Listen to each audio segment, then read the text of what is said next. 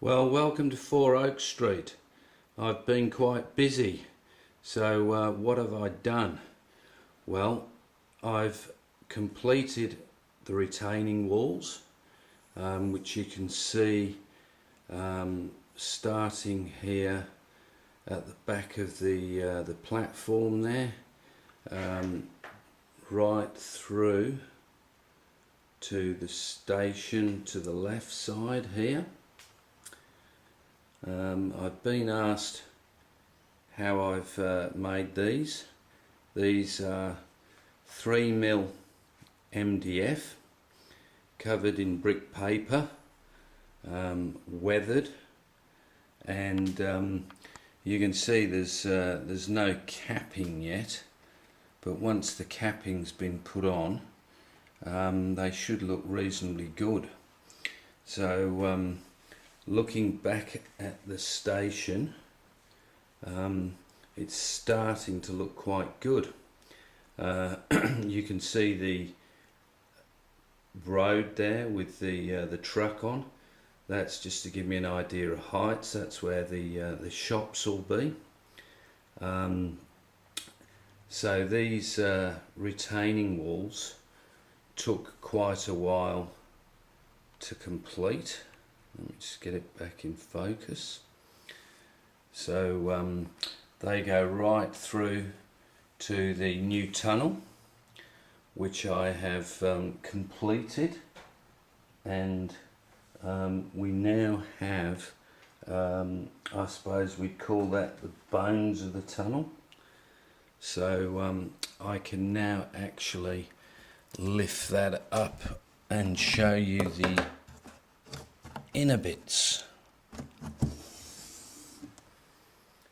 So you can see I've extended the portals both sides here.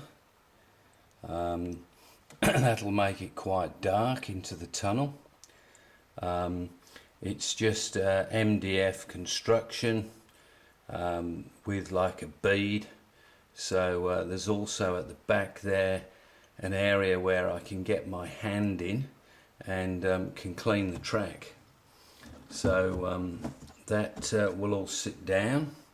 So looking into the portals, so this is slightly higher than the one at the north end of the station. So all this area now has to be filled in. I'm looking at using this, I wouldn't say it's polystyrene, it does have a an actual name, but you can get this in 1 inch and 2 inch.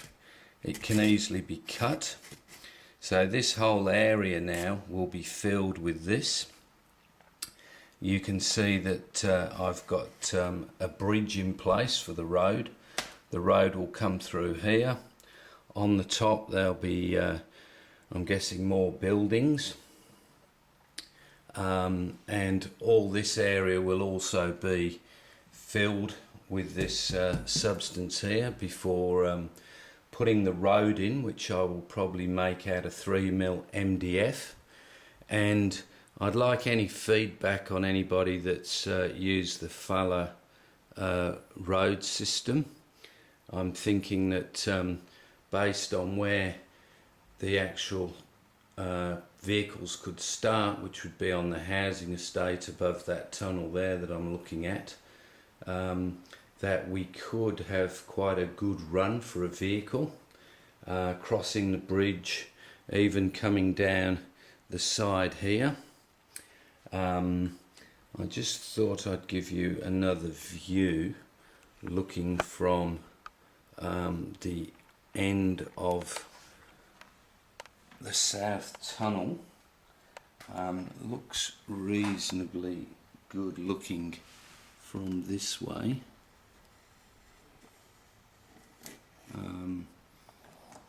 So I'm quite happy with the walls. These walls on the side here, this comes down to a much lower level. Same construction, and once again, once the capping's on, it will look reasonably good.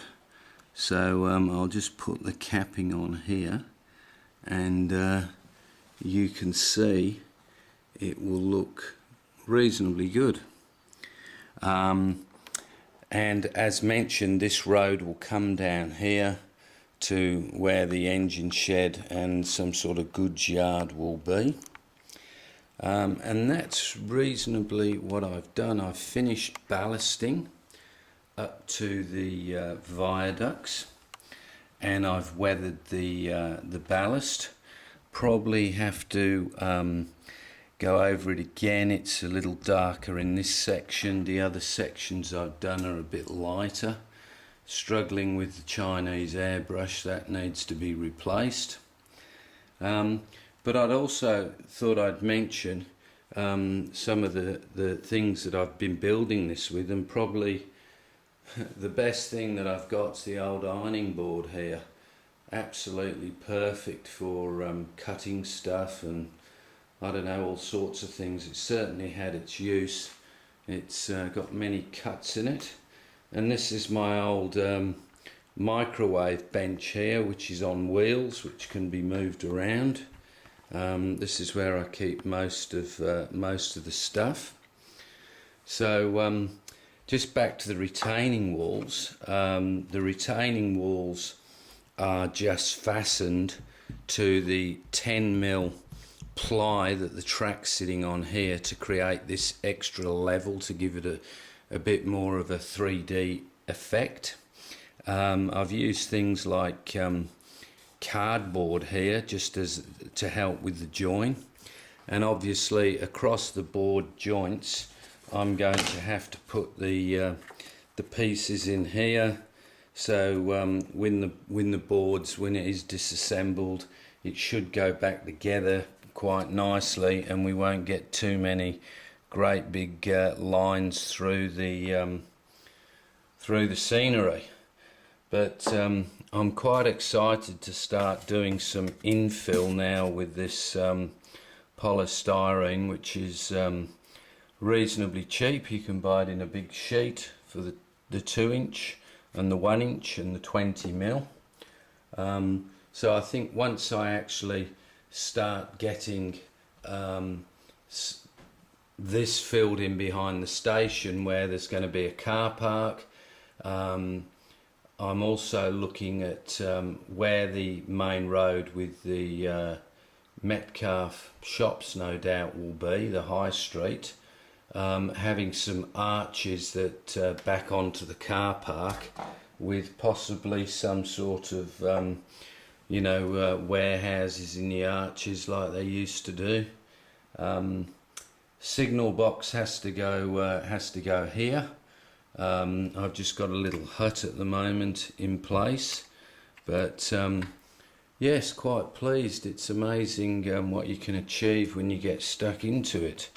I know time's always a factor for us all, so I definitely need to find some more of this capping. I'm pretty much out of it, but with these walls I've used a small piece of cardboard underneath this section here, and that means when you actually glue it, it's really solid and really firm, and these walls are great.